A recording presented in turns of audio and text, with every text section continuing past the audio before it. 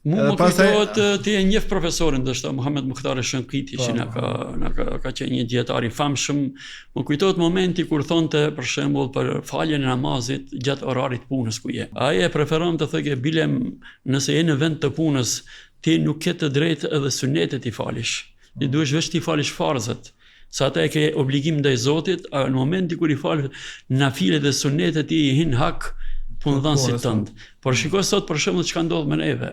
Jo orë të tëra, mund të gjejmë alibi pa lidhje, mund të falsifikojmë ndoshta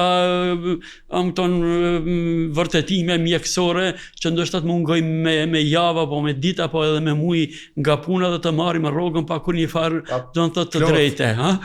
Dhe kjo është ajo fatkeqësia që na ka ndodhur, do të thotë toleranca e madhe ndaj haramit dhe mos fokusimi dietarët e kanë për obligim se përpara subhanallahu ato nënat tona të kujtohet ndoshta nuk kanë pas dituri atë se ne, po kanë pas një frikë ndaj Zotit dhe haramit shumë më tepër se ne.